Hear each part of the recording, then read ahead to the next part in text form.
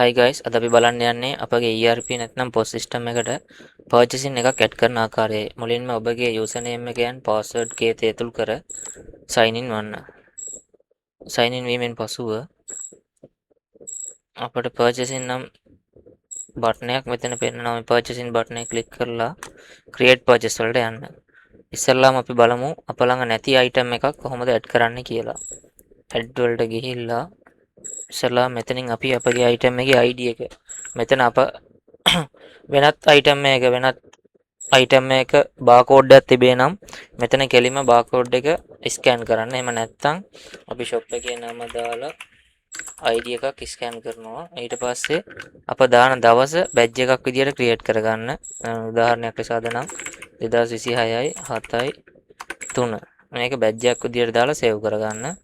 ඊට පස්සේ product name එක අපි හිතමු දැන් මේක තියෙන name එකක් අජිනමොටෝ යන් සෙට් කරන. දැන් සිංහලෙන් අපි මේක පාවිච්චි කරනවා නම් අපිට ලේසිම ක්‍රමය තියෙන්නේ මෙතනින් සිංහල වචනය ස්ථාපනය කළ යුතුයි. අප මෙතනින් සිංහල වචනය ස්ථාපනය කර tab key එක enter කිරීමෙන් පසු ඉංග්‍රීසි වචනයට අදාළ සිංග්ලිෂ් වචනය ඔටෝ ගනු ලැබේ. සිංහල වචනය type කර tab key එක press කරන්න. ඊළඟට අපිට item එක දාන supplier select කරගන්න. ඊට පස්සේ category 1 category 2 කියලා දෙකක් තියෙනවා. category select කරගන්න. එසේ නැත්නම් category එකක් මෙතනින් අලුතෙන් add කරගන්න. ඉන්පසුව unit එක යනු ගොඩක් දුරට pieces kilogram වැනි දේවල් already exit තිබ්බොත් මෙතනින් select කරගන්න. ඊළඟට පාට තිබුණොත් පාටක් දාගන්න. manufacturing date expiring date නිෂ්පාදනය සහ expiring date ටිකක් මෙතනින් හදාගන්න. ඊට පස්සේ MRP යනු අප item එකේ සඳහන් කරන මිල 4990ක් ලෙස මේ සඳහන් කරනවා. cost එක යනු අපිට item එකට යට කර තියෙන නම් item අපි මිලදීගෙන ඇති මුදල 2500ක්. cost code එක මෙතන ඔටෝ ගනු ලැබේ. මේ විස්තර ඉස්සරහට මම මේ cost code එක හැදෙන විදිය ඔක්කොම වලට කලින් වීඩියෝ වල දාලා තියෙනවා. ඒක බලන්න මේ ඔක්කොම විස්තර ටික දාලා තියෙනවා. ඊට පස්සේ අපි wholesale price එකකට මේක දෙනවා නම් දැන් 2500යි 4990යි. අපි මේක 3500ට wholesale දෙනවා. එතකොට wholesale දෙන්න ඕන price එකත් මෙතන දාගන්න. ඒ වගේම අවසානයේ retail customer කෙනෙක්ට අවසානයේ විකුණන්න ඕන ගාණ. දැන් 4990 MRP එක 3500 wholesale customer ට. එතකොට retail customer ට අපි user ට set කරන උපරිම 4500ෙන් තමයි විකුණන්න පුළුවන්. එතකොට retail customer ට උපරිම දෙන්න පුළුවන් ගාණ 4500යි. ඊට පස්සේ stock quantity මෙතනින් purchasing වලින් අපි යන වෙලාවේ stock quantity බිඳුවක් ලෙස අපි ලකුණු කරනවා. stock quantity යනු අප ගාව ඇති item ප්‍රමාණය, භාණ්ඩයේ ඇති quantity ප්‍රමාණය. stock alert යනු එම item ප්‍රමාණය අඩු වීමෙන් පසු අපට message එකක් හෝ නැත්නම් system එකෙන් alert එකක් පෙන්නනවා. ඒ alert එකේ ප්‍රමාණය. warranty තිබුණොත් මෙතනින් warranty ප්‍රමාණයක් දාගන්න පුළුවන්. ඒ warranty 2 year 1 year මොකක්ද කියලා දාලා මෙතනින් item එක save කරන්න.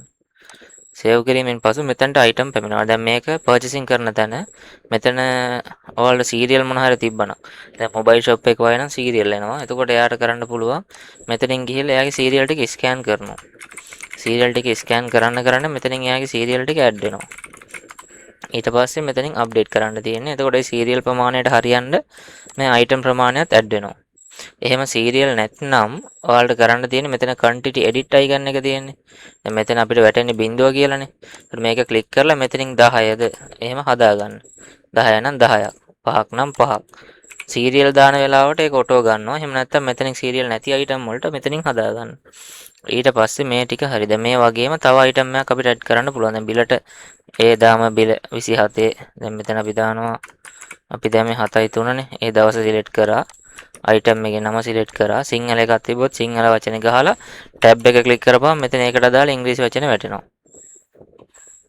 ඊට පස්සේ supply අපි මෙතනින් දානවා category ආයෙත් unit එක colors තිබ්බොත් මොකක් හරි දා ගන්නවා. manufacturing expiring date MRP කියන්නේ අපි item එකේ සඳහන් කරන ගාණ. ඊළඟට cost එක වැටෙන ප්‍රමාණය. ඊළඟට අපි wholesale දෙනවා නම් wholesale දෙන ගාණ උපරිම හිතන්න 2000න් නම් 2000න් වගේ. ඊට පස්සේ log price එක අපි දෙනවා කියන්නේ wholesale එකයි මේකයි මැද price එකක් අවසානයේ දෙන්න පුළුවන්. stock එකේ බිඳුවයි alert එක 6ෙන් දානවා.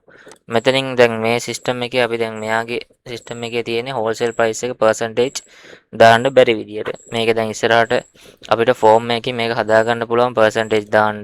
එහෙම නැත්නම් ලොක් ප්‍රයිස් එකක් දැන් කස්ටම් තියෙන මේක පර්සන්ටේජ් විදියට දාන්න පුළුවන්.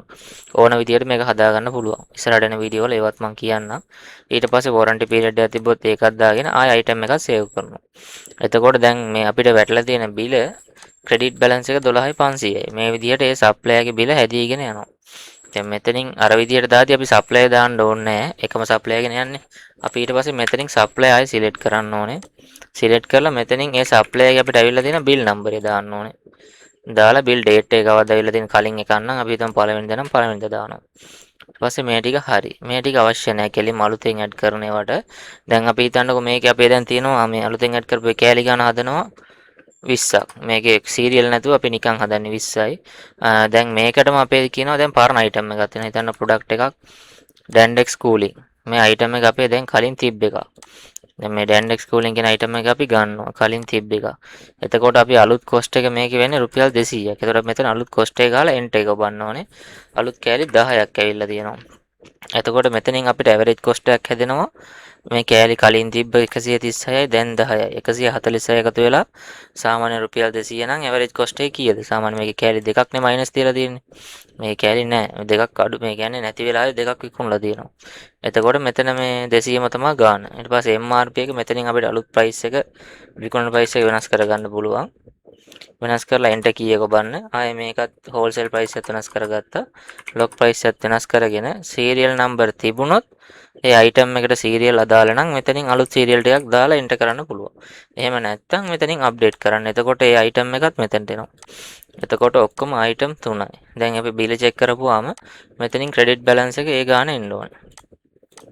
අපේ දැන් ෆ්‍රී අයිටම් එකක් මොකක් හරි ආව නම් ඒ අයිටම් එකේ කොස්ට් එක ඔයාලා හතරෙන් බෙදලා ගන්න ඕනේ. එතකොට ඒක ඊට පස්සේ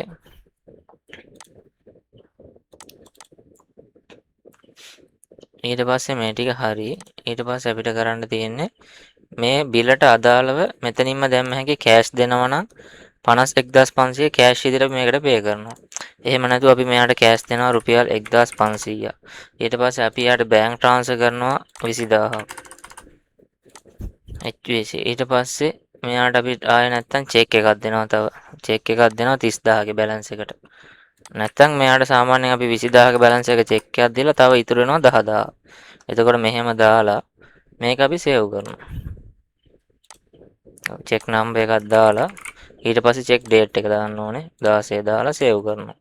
එතකොට මේ විස්තර ටික ඔයාලා මෙතනින් බලා ගන්න පුළුවන් ටෝටල් එක මේ බ්‍රේක් ඩවුන් මෙතනින් සේව් දුන්න ගමන් පර්චේස් එක සේව් වෙනවා. ඊට පස්සේ අපි පර්චේස් ලිස්ට් එකට ගිහිල්ලා මේ මෙතන අපිට ඒ අදාළ බිල පෙන්නනවා. පෙන්නවම ඒකේ ඩීටේල්ස් ටික අපිට වෙනම බලා ගන්න පුළුවන්. දැන් අපි මෙතනින් අපි බාකෝඩ් එක print කර ගන්නවා නම් මේ item ටිකට මෙතනින් print කියන එක දෙනවා. දීලා serial number ඔක්කොම select වෙලා තියෙන්නේ. මේ item එකේ count එක කීයකටද 20කටද නැත්නම් copies 10ක් ඕන නම් 10ක්. දැන් ඊට පස්සේ ඊළඟ item එකෙත් අලුතෙන් දාපු එකේ copies 10ක් දාලා preview and print දුන්නාම අපිට item එකට අදාළ බාකෝඩ් එක එනවා. මෙතනින් එකපාර print කරගන්න පුළුවන්. අනිත් එක අපිට PDF එක මාර්ගයෙන් දැන් මේ purchase කරපු එක බලා ගන්න පුළුවන් මේ. දැන් අපි මේකේ balance එක 10000ක් due තියෙනවා. paid කරලා තියෙනවා ක්‍රම තුනකින්. මේක අපිට print එකක්, PDF එකක් download එකක් ඕන දෙයක් කරගන්න පුළුවන්. purchasing කරන ලේසිම ක්‍රමය මේක. ඊට පස්සේ මේකටම කොහොමද අපි return purchase එකක් දාන්නේ කියලා ඊළඟ වීඩියෝ එකෙන් මම අරන් එන්නම්. සුබ දවසක් හැමෝටම.